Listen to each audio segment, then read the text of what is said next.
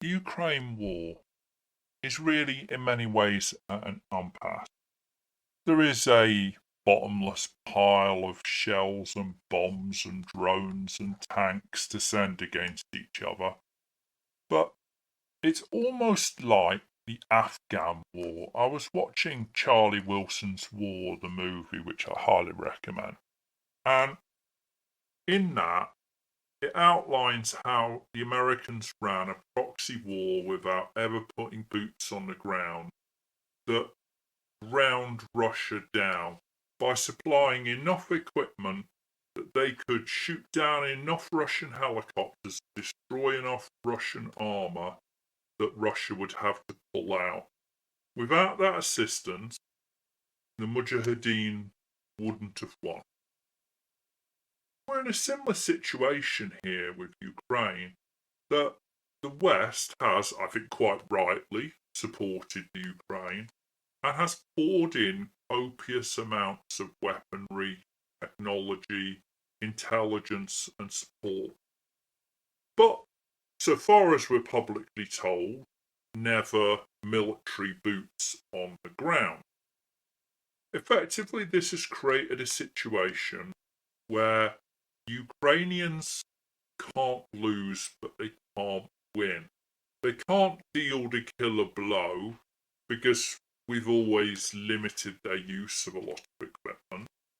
And the Russians, they're not going to actually lose to them. And they largely can't afford to lose. If Putin loses, does he stay on as leader? Well, whatever we do or don't know about Putin, I think we'd all agree that Putin's game plan is that he stays president. Something quite shocking I saw recently on the news was a Lagoda armoured personnel carrier. The Lagoda is an obscure museum piece. There was about 12 of them built, and the idea was that it was an armoured personnel carrier that had its own air filtration system, loads of protection from nuclear, biological, chemical war, and seats inside that were more akin to a limousine than a tank. And the sole role was to get the Soviet bigwigs from the Politburo out of Moscow in the event of an attack. The only time it's really been used that I'm aware of is at Chernobyl. It was sent in to test, not really to contribute to the cleanup, but to test how well it fared with nuclear contamination.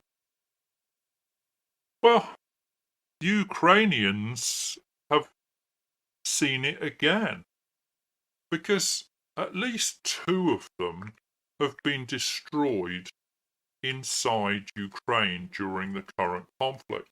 And this is bizarre. It's like taking the president's beast and sending it to the front. It suggests that Russia really is running out of usable equipment, or that Russia has some important person who's been accidentally conscripted to go to the front.